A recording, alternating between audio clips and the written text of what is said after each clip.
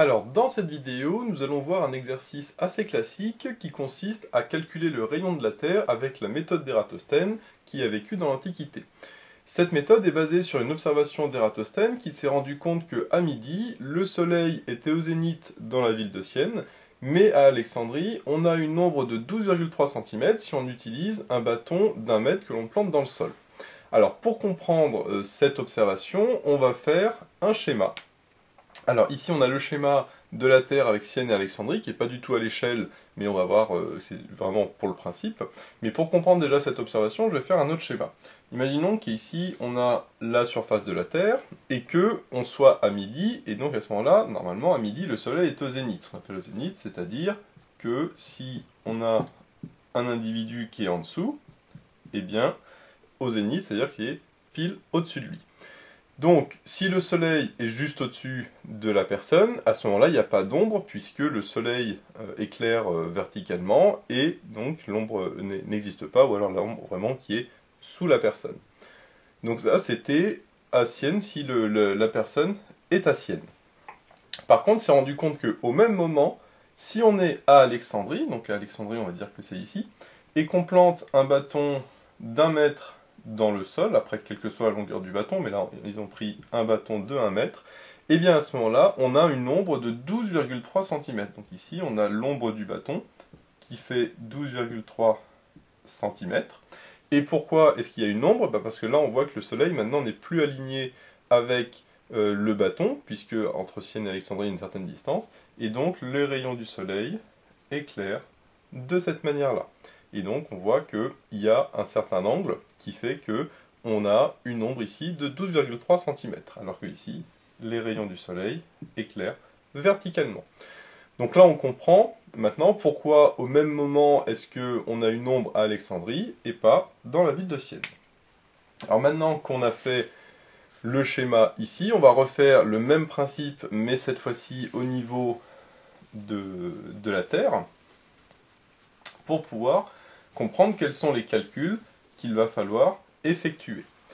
Alors là, le principe va être le suivant, c'est que j'ai le Soleil qui est au zénith à Sienne, donc c'est-à-dire que le Soleil est à ce niveau-là, hein, il éclaire Sienne de manière verticale, donc ici, il n'y a pas d'ombre, hein, là il n'y a pas d'ombre. Par contre, ces mêmes rayons du Soleil sont toujours verticales au niveau d'Alexandrie, et donc si on plante un bâton au niveau d'Alexandrie, alors je l'ai fait verticalement, encore une fois pas à l'échelle pour bien comprendre le système. À ce moment-là, les rayons du Soleil, ils sont aussi parallèles à cela, puisqu'on considère que le Soleil est très éloigné. Et donc on voit que le rayon ici qui touche le haut du bâton, il va arriver à ce niveau-là, et donc on aura ici l'ombre de 12,3 cm. Maintenant, une fois qu'on a ça, quelle va être l'idée? Ça va être de prolonger le bâton virtuellement jusqu'au centre de la Terre. Donc à ce moment-là, on a les pointillés qui sont jusque là. Ce qu'on peut faire aussi, c'est des pointillés entre le centre de la Terre et Sienne. Et à ce moment-là, on crée ainsi un angle qu'on peut appeler alpha entre la ville de Sienne, la ville d'Alexandrie et le centre de la Terre. Et d'après les angles alternes internes, eh bien cet angle alpha se retrouve à ce niveau-là. Voilà. Donc là, on a l'angle alpha qui se retrouve ici. Alors pour mieux comprendre le principe, je vais faire un zoom sur cette partie-là, donc sur la partie uniquement de la Terre qui m'intéresse. Donc là, si je refais uniquement la ville de Sienne, la ville d'Alexandrie avec le bâton, et donc ici le centre de la Terre. Donc on a les pointillés à ce niveau-là avec l'angle alpha. Les rayons du Soleil qui éclairent Sienne de manière verticale, et donc ici l'autre rayon du Soleil qui arrive ici.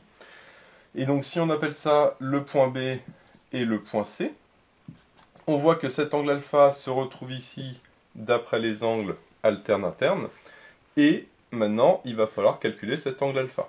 On n'oublie pas qu'ici le bâton mesurait 1 mètre, donc là ici attention, 1 mètre c'est 100 cm, puisque l'ombre est en centimètres, donc je vais tout mettre en centimètres, et l'ombre, donc c'est la partie qui est ici, la partie AC, et donc ici j'ai 12,3 cm.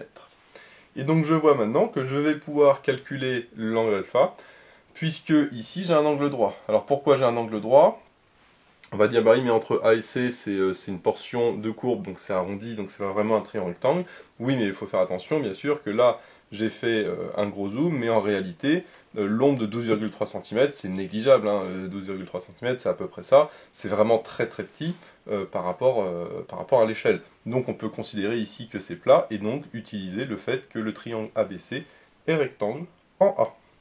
Et donc justement, je vais utiliser ici que le triangle ABC est rectangle en A pour calculer mon angle alpha.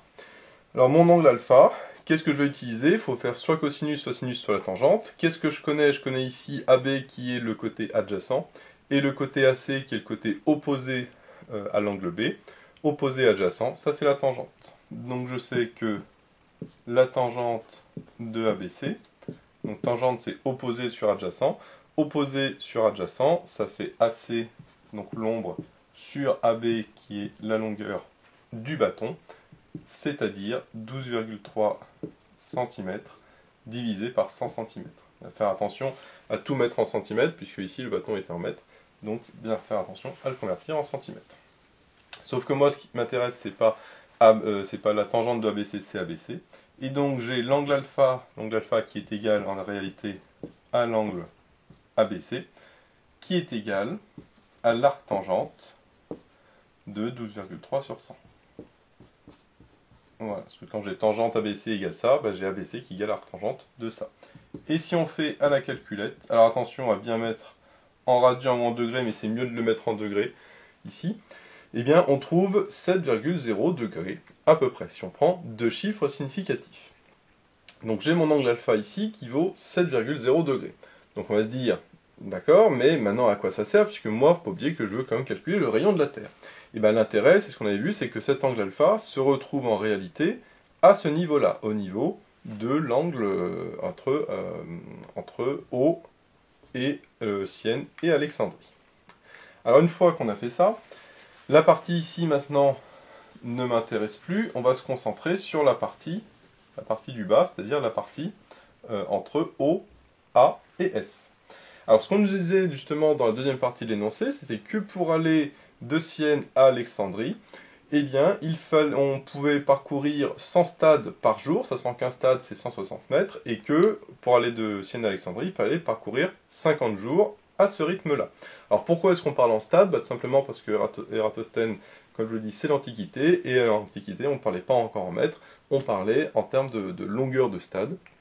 Et donc à l'époque, on parcourait 100 stades par jour, avec un stade qui vaut à peu près 160 mètres, et on parcourt, et à ce moment-là, on parcourait en 50 jours. Donc moi, ce que je vais faire, c'est calculer la vraie distance entre A et Sienne, la distance totale entre les deux villes, en mètres. Donc, pour ce faire, eh bien, je sais que je parcours 100 stades par jour en 50 jours. Donc, si je fais 100 stades par jour en 50 jours, la distance totale, ça va être 100 fois 50. C'est le nombre de stades par jour fois le nombre de jours. Par contre, attention, là, je suis en stade, parce que j'ai fait des stades par jour fois des jours. Or, un stade, c'est 160 mètres, donc il faut que je multiplie par 160 pour avoir le résultat en mètres. Maintenant, ce résultat ici, c'est plutôt simple.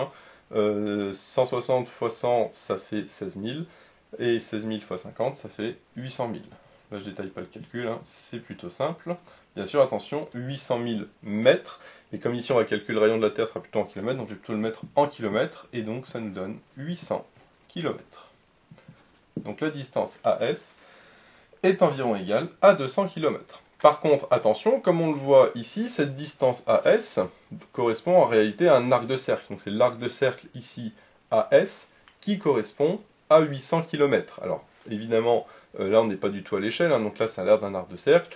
Si on fait en vraie échelle, c'est un arc de cercle beaucoup plus petit qu'on peut considérer comme une droite, mais on reste quand même sur un arc de cercle. Alors maintenant on va se dire, comment relier l'angle ici de 7 degrés avec la portion de cercle AS. Eh bien, on sait tout simplement que l'angle et la distance est proportionnelle, et donc on va pouvoir faire un petit tableau de proportionnalité. C'est-à-dire que, si je fais mon petit tableau, je sais que la distance AS, donc de 800 km, correspond à un angle alpha de 7,0 degrés. Maintenant, si je prends non pas un arc de cercle, mais tout le périmètre, donc tout le périmètre, ça va être 2π fois r, r avec le r qui est le rayon de la Terre, et je sais qu'à ce moment-là, ça correspond à un angle de 360 degrés. Bien sûr, ici, comme j'ai mis l'angle en degrés, je mets l'angle en degrés. Si j'avais pris ici l'angle en radian, j'aurais mis ici l'angle en radian, c'est-à-dire 2π, pour ceux qui connaissent les radians. Et comme je sais que c'est proportionnel, eh ben, je peux faire mon produit en croix en disant que 2πr est égal à 800 fois 360 divisé par 7,0. Donc je sais que 2πr est égal à ça fois ça divisé par ça, c'est-à-dire 800 fois 360 divisé par 7,0. Moi, attention, ce que je veux, c'est pas le 2πr, mais le r, et donc le r qui est le rayon de la Terre. Donc je passe le 2π de l'autre côté, donc ça fait 800 fois 360 divisé par 7,0 fois 2π. Et si je fais l'application numérique, je trouve un rayon de la Terre qui est égal à 6548 km. Alors là, j'ai mis 4 chiffres significatifs. Alors en effet, si on passe à 2 chiffres significatifs, parce que l'angle alpha, je l'avais pris avec 2 chiffres significatifs, donc on est environ, avec des nombres de chiffres significatifs, hein, on sera à 6,5 fois 10 puissance 3 km, c'est-à-dire 6500 km. Donc j'ai le rayon de la Terre, que je vais noter RT, qui est égal à ça. Sachant que le vrai rayon de la Terre, que je vais noter RTR, est égal à peu près à 6400 km, et si on est un peu plus précis, on est même à 6371 km, même si après, forcément, ce n'est pas le même, puisque la Terre n'est pas parfaitement ronde, donc c'est pas le même en tout point de la Terre. Mais on voit qu'on est dans le même ordre de grandeur, hein, on est dans les 6400 et quelques, entre 6400 et 6500. Et donc, ce qui montre que c'est quand même une très bonne méthode pour approcher le rayon de la Terre, parce qu'il faut rappeler quand même que Eratosthène était dans l'Antiquité, donc dans l'Antiquité ils n'avaient pas tous les outils que l'on a maintenant, mais malgré ça, on voit qu'avec une petite méthode assez simple, avec un peu de trigonométrie et puis de calcul avec un dessin, eh ben, on peut avoir une bonne approximation du rayon de la Terre. On pourrait calculer l'écart relatif pour voir à peu près l'écart, mais en tout cas, on est quelque chose de tout à fait convenable. Donc comme on le voit, tout est basé sur le fait que les rayons du Soleil sont parallèles et donc n'éclairent pas de la même manière deux points à un même instant, deux points de la Terre. Et donc justement, en prenant le moment où on est au zénith pour Sienne et par contre pour Alexandrie on n'est pas au zénith vu que c'est pas à la même hauteur, et bien à ce moment-là, on a une ombre et la longueur de cette ombre nous permet d'avoir un angle qui est l'angle entre Alexandrie et Sienne. Et il ne faut pas oublier bien sûr que l'angle alpha est proportionnel à l'arc de cercle, et en calculant cet arc de cercle, donc là avec la petite méthode qui est ici, eh bien on peut, avec un petit tableau de proportionnalité, retrouver finalement le rayon de la Terre. Donc voilà, j'espère que cette vidéo vous sera utile. N'hésitez pas à vous abonner pour être au courant des nouvelles vidéos qui sortiront. J'ai mis le lien dans la description vers l'énoncé de l'exercice, ainsi que vers d'autres exercices sur ce chapitre. J'ai également mis le lien vers la page Tipeee où vous pouvez soutenir Méthode Maths. Et moi je vous dis à bientôt pour de nouvelles vidéos.